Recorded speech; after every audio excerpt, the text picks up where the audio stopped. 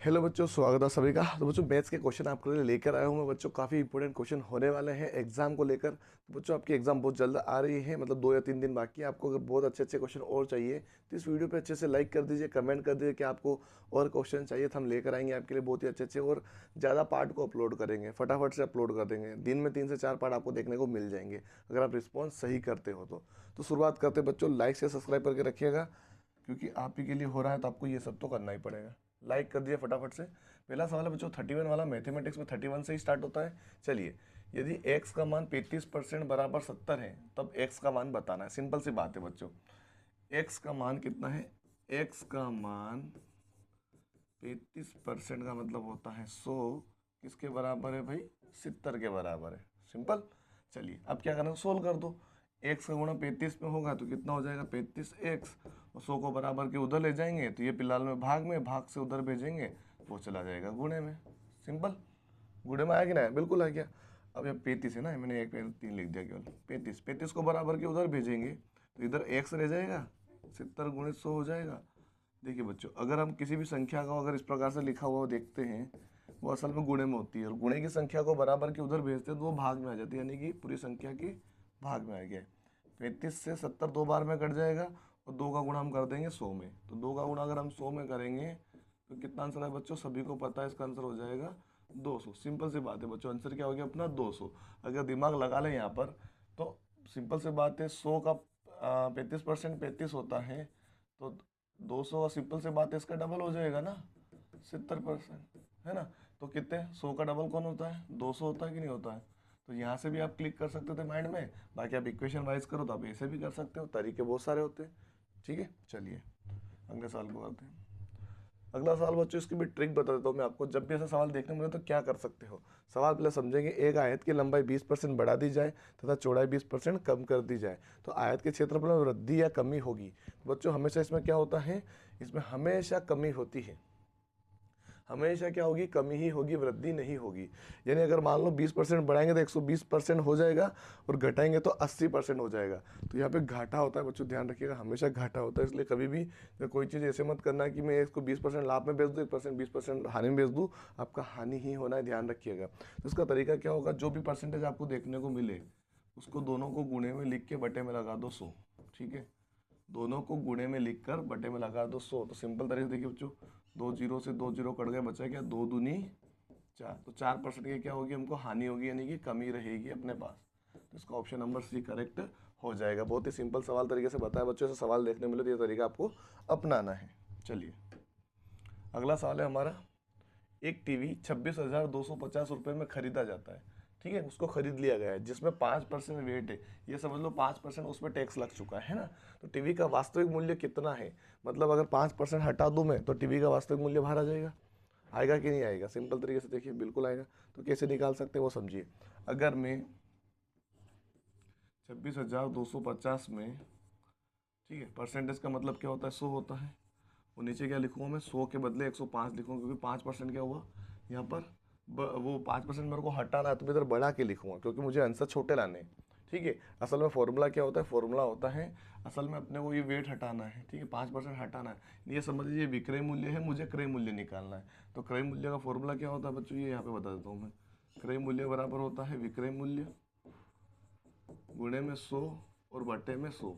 तो यहाँ पे प्लस और माइनस करना पड़ता है। जब अपने को इधर कम आंसर करने, इधर छोटे आंसर लाने, इधर 5 प्लस करेंगे, इधर बड़े आंसर लाने होते तो मतलब अगर 5% और जोड़ना होता तो मैं 5% यहाँ पे और जोड़ देता। मतलब कि 5% में 90 यहाँ पे 95 लिखता घटा के। और अगर मेरे को ये हटा रहा है तो इसमें जोड़ना पड़ेगा, है ना। सिंपल सी बात है बच्चों। अगर मेरे को 100 नंबर यहाँ पे लिखे गए, अगर मैं 2 का भाग दूंगा तो 50 बार में कटेगा। अगर मैं 3 का भाग दूंगा तो और छोटा आंसर आएगा। तो मेरे को जितना छोटा करना होगा इतनी बड़ी संख्या में नीचे करूंगा ना, तो मुझे छोटा करना है तो आंसर संख्या बड़ी करेंगे। ठीक है, और अब मैं उसको ऑप्शन से भी करके बताऊँ किस प्रकार से कर सकते हैं। देखिए यहाँ पे हम क्या करेंगे, 105 का इसमें भाग दे देंगे। 105 का इसमें भाग दे देंगे। कितनी बार हो जाता है चेक कर लेते हैं। ठीक है, 105 का यहाँ पे भाग देते हैं तो 2 बार में जा रहा है बच्चों। 2 बार में कितना आ जाएगा? 210। बिल्कुल 210 आएगा। 2 बचेगा, 5 बचेगा, पूरा कट ऊपर से उतारेंगे 5। ये 5 बार में जा रहा है बच्चों, पूरा पूरा इधर 5 बार में पूरा जा रहा है। ये जीरो बचा, इसको जीरो यहाँ पे दे देंगे। मतलब ये 250 बार में कट गया। 250 का 100 में क्या कर दो? गुणा कर दो।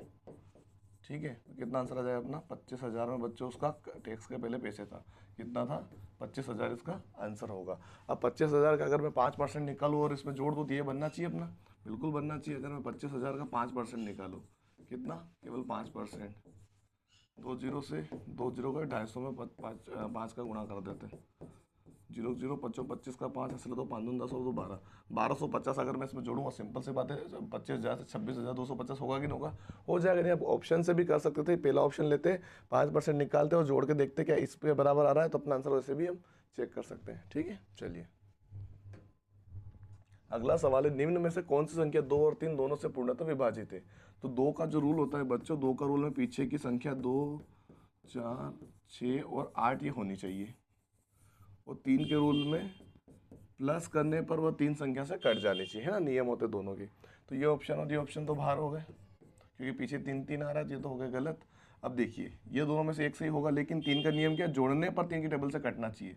जैसे यहाँ पे लिखा है 4 3 0 2, तो 4 और 3 7 होता है, और 7 और 2 9 होता है। क्या 9 3 से कटता है? बिल्कुल कटता है नहीं, अपना ऑप्शन ये सही होगा। इस पर चेक कर लेते हैं, 2 3 1 4 को, 2 और 3 5 होता है, 5 और 1 6 होता है, 6 और 4 10 होता है। क्या 10 3 से कट पाता है? नहीं कट पाता, यानी ये संख्या 2 और 3 दोनों से नहीं कटेगी, केवल ए वाला ऑप्शन हमारा करेक्ट हो जाएगा। इस प्रकार से नियम लगा के चेक कर सकते हैं। चलिए अगला सवाल क्या है, यहाँ पे बहुत ही अच्छा सवाल है बच्चों, ध्यान से देखिएगा। ब्रैकेट में लिख लेता हूँ पहले मैं, 1/2 पावर है इसकी -1, डिवाइड लगा हुआ है बीच में, फिर ब्रैकेट है 2/3, इस पे पावर है प्लस की और टोटल पावर है -2। तो पहले हम ब्रैकेट के अंदर की पावर को सोल्व कर लेते हैं। देखिए कैसे सोल्व करेंगे, अगर मैं इसको पलटा देता हूँ ना तो ये घात प्लस की हो जाती है। मतलब अगर मान लो मैं इस ब्रैकेट के अंदर इसको सोल्व करूँगा, तो अगर 2/1 लिखूँ तो ये सोल्व हो चुका है, क्योंकि पावर की माइनस की पावर प्लस हो जाती है। ठीक है, गुणा लगा दूंगा मैं, क्या लगा दूँ, भाग का गुणा हो जाएगा और संख्या पलट जाएगी। क्या होगी, संख्या पलट जाएगी। या फिर एक और चीज़ समझो, पहले भागी रखो, पहले क्या रखो, भागी रखो। वो 2 का, क्योंकि प्लस की पहले से इनको पलटने की जरूरत नहीं है, माइनस होती तभी हम पलटेंगे। ठीक है, जिससे वो प्लस में हो जाती है, और 1 की पावर का मतलब वही रहेगा जो दिया गया है। मतलब 2 में 1 का गुणा करो 2 ही आएगा, 2 में 2 का गुणा हो जाएगा तो 4 हो जाएगा ऊपर, और नीचे 3 में 3 का गुणा करेंगे 2 बार। घात का मतलब क्या होता है, उसी संख्या का उसी संख्या में 2 बार गुणा होना। 3 क्या कितना हो जाएगा, 9 हो जाएगा, पावर लग जाएगी -2 वापिस।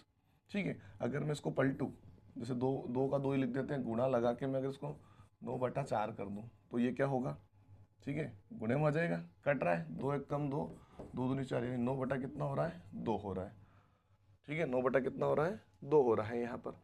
ठीक है, अब क्या लिखा हुआ पे, घात 2 लिखी हुई है, घात कितनी आगे 2 लिखी हुई है माइनस की, तो माइनस की घात होगा उसको पलट देंगे, तो 9/2 की जगह 2/9 कर देंगे और घात लगा देंगे 2, प्लस की हो जाएगी। माइनस एक्स में हो गई वो प्लस की चेंज होगी, तो 2 का स्क्वायर क्या होता है 4 और 9 का स्क्वायर होता है 81। तो 4/81 बच्चों, हमारा ऑप्शन नंबर डी बिल्कुल सही होगा यहाँ पर। ठीक है, इस प्रकार से बच्चों सवाल को सोल्व करते हैं। 8वीं कक्षा में अपने मैथमेटिक्स के चैप्टर में किसी ना किसी चैप्टर में सवाल देखने को मिला होगा, जो कि इंपॉर्टेंट क्वेश्चन है, घातांक वाला होगा वो चैप्टर। ठीक है, चलिए अगला सवाल है, यहाँ पर ए स्क्वायर दिया गया है प्लस 1 सहित a/2 प्लस 2 के गुणनखंड है। बच्चों यहाँ पर एक दिमाग लगाओ, आपको एक फॉर्मूला देखने को मिलेगा। तो पहले इसकी मैं ट्रिक बता देता हूँ, उसका आंसर किस प्रकार से निकाल सकते हैं। अगर दोनों प्लस की संख्या है तो ऑप्शन दोनों प्लस में आने चाहिए, जिससे ऑप्शन नंबर बी हमारा करेक्ट होगा। कैसे होगा वो चेक कर लेते हैं। देखिए अगर मैं ए स्क्वायर, फॉर्मूला लिख लेता हूँ पहले, ए प्लस बी का होल स्क्वायर बराबर क्या होता है, A square plus B square plus 2ab। ठीक है, ये फॉर्मूला होता है। देखिए बच्चों, अब ये जो लिखा हुआ दिख रहा है, क्या मुझे इस फॉर्म में लिख रहा है, इस फॉर्म में लिखा हुआ है। ठीक है, तो क्या मैं इसको इस फॉर्म में बना सकता हूँ, बिल्कुल बना सकते हैं। देखिए अगर आपको यहाँ पे मैं, ये ए है ये बी है, ठीक है, ए और बी दोनों लिखे हुए हैं। ठीक है, ये तो दो, तो ये फॉर्मूले का हो गया। ठीक है, अगर मैं इसको ए मानो, इसको बी, इस फॉर्मूले को देखोगे ध्यान से समझ में आएगा। ए स्क्वायर का मान क्या है भाई, ए स्क्वायर लिखा है, प्लस बी स्क्वायर का मान क्या है, 1 सहित 1/2 है, ये क्या है सी है, ये ए है ये बी है, ये फॉर्मूले का 2 लिखा हुआ है। ए और बी का मान वापस यहाँ पे मैं रखूँ, प्लस लगूंगा 2 फॉर्मूले का, गुणे में ए का मान क्या है ए स्क्वायर और बी का मान क्या है 1/a स्क्वायर। तो इससे ये कटा, तो बना किन बना, वापिस ये देखिए बना किन बना, ये बना ना, बिल्कुल बना, ये वाला मतलब यही फॉर्मूला है। तो क्या मैं इस वाले फॉर्मूले को इसको इसमें चेंज कर सकता हूँ, बिल्कुल। तो ए का मान क्या है ए स्क्वायर प्लस बी का मान क्या है 1/a स्क्वायर। ठीक है, ये वाला। ठीक है, इसको मैं 2 बार लिख सकता हूँ, क्योंकि घात कितनी है 2 है, तो मैं इसको 2 बार लिखूंगा तो क्या 2 बार ऐसा लिख सकते हैं, a plus A square a plus A की घात 2, ठीक है। तो अपना आंसर ये हो जाएगा, क्योंकि घात क्या अपने पास 2 है, इसका ध्यान रखिएगा। ठीक है बच्चा, ये था हमारा आंसर। हालांकि इसमें यहाँ पे घात अगर मैं इसमें नहीं है तो इसमें हटा भी दूँ, ठीक है, यहाँ पे हटा भी दूँ, कोई दिक्कत नहीं इस घात का, है ना, क्योंकि अपन को ए और बी लेना है। घात तो उस फॉर्मूले की हो गई ना, ए और बी लेके चलेंगे तो भी हमारा आंसर यहाँ पे ये बन जाएगा। तो इस प्रकार से आपको पकड़ करनी पड़ेगी, ये वाला फॉर्मूला माइंड में रखिएगा बस, ठीक है, गुणनखंड वाला। चलिए अगला सवाल है -8 गुणित -27, -8 गुणे में -27 गुणे में 64 का घनमूल। घनमूल का मतलब होता है बच्चों 3 के जोड़े बनते हैं इसमें, है ना, इसलिए बाहर मैंने 3 लिख दिया। तो -8 का अगर मैं एलसीएम निकालूंगा इसके अंदर, तो -2 गुणे में -2 गुणित -2, ठीक है, ये होगा, बिल्कुल होगा। 3 का अगर निकालूंगा मैं तो 3 तिया 9 और 9 तिया 27, 64 का भी निकाल लेते हैं। 2 दूनी 4, 4 दूनी 8, 8 दूनी 16, 16 दूनी 32, 32 दूनी 64। अब 3 के जोड़े बनाते हैं। तो बच्चों अगर मैं इसमें अंडर रूट से बाहर करूंगा तो मुझे 3 के जोड़े घरने पड़ेंगे, क्योंकि घनमूल है, घनमूल में 3 के जोड़े बाहर आते हैं। 3 संख्या हो रही है बिल्कुल माइनस की, सेम टू सेम, तो 1 आ गया बाहर। इसमें भी 3 हो रहा है तो 1 आ गया बाहर। इसमें कितने हो रहे हैं, 1 और ये 2, तो मतलब यहाँ पे कितना आ सकता है, 2 के गुणे में 2 आ जाएगा। बस इनको सॉल्यूशन कर लो, माइनस से माइनस कैंसिल हो गया, 2 तिया 6, 6 दूनी 12, 12 दूनी 24। तो बच्चों हमारा आंसर क्या होगा, 24 होगा यहाँ पे। ऑप्शन नंबर ए बिल्कुल हमारा करेक्ट हो जाएगा। चलिए अगला सवाल दिया है -1 गुणे में 7 -1 भागित 9 की पावर -1। तो बच्चों नीचे संख्या चेंज है इसलिए हम गुणे में घाते जोड़ेंगे नहीं, है ना। तो संख्या अलग है, क्या करेंगे, पहले इसको फॉर्मूला लगा लेंगे। अगर मैं नीचे कुछ नहीं हो तो 1 1 मान सकते हैं ना, इसको पलट देंगे तो माइनस की घात प्लस में चेंज हो जाती है, आपको मैंने अभी बताया। तो ये प्लस में चेंज कर दिया और माइनस 1 रहता है तो वो घात लिखना छोड़ दो, ठीक है। इसको भी मैं चेंज कर दूँ, अरे क्या बोलते हैं इसको, हाँ भाग ला, इसको भी मैं चेंज कर दूँ तो 1 बटे में 9 लिख सकते हैं। चलिए इनको सोल्व कर लेते हैं। 1 के बटे में क्या होगा, सामने सामने 1 1 कम 1, 7 या 21, भाग की जगह गुणा लगूंगा तो 9 के बटे में क्या आ जाएगा, 21 संख्या को पलट देंगे। 3 से कट रहा है, देखिए 9 1 कम 9 और 21 1 कम 21, 3 से कट रहा है, 3 तिया 9, तीनों सातों 21, यानी 3/7 हमारा क्या हो जाएगा, यहाँ पर बिल्कुल करेक्ट आंसर हो जाएगा 3/7। ठीक है, ये रूल चेंज, आपको माइनस वाला रूल पकड़ना पड़ेगा यहाँ पे। चलिए अगला सवाल है बच्चों, एक सवाल आपके लिए होमवर्क में रहेगा, इसमें थोड़ा सा है ना, ये जो 3 लिख लीजिए यहाँ पे, ये 3 लिख लीजिए बस, है ना, थोड़ा सा इसमें मिस्टेक है, ये होमवर्क रहेगा आपका 40 वाला, कमेंट करके जरूर बताइएगा। चलिए अगला सवाल है, यदि, चलो एक काम करते हैं, आप ये वाला कीजिए, ये मैं आपको करके बता दूँ, ये वाला होमवर्क में लीजिए आप। इसमें हिंट दे देता हूँ आपको, एक ही जगह पे कोई सा भी ऑप्शन आएगा, 3 7 6 या 9, इन दोनों की जगह रख रख के चेक कीजिए क्या आंसर बन रहा है।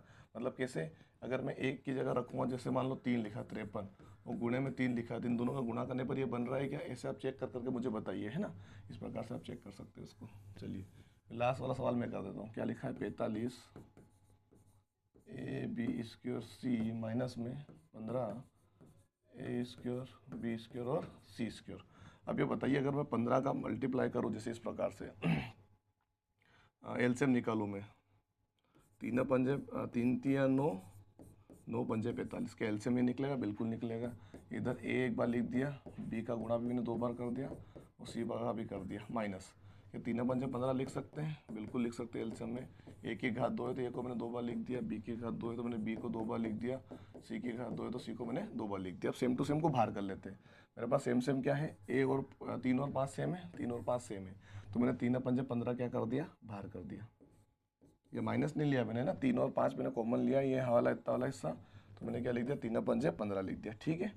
अब साथ में क्या है, इसमें ए है, इसके पास है, ए इसके पास भी है, तो ए मैंने ले लिया कॉमन, बी है इसके पास भी, बी है इसके पास 2 बी है, इसके पास भी 2 बी है, तो बी की घात 2 मैंने ले ली कॉमन, इसके बाद एक सी है, इसके पास भी एक सी है, तो मैंने एक ले लिया सी।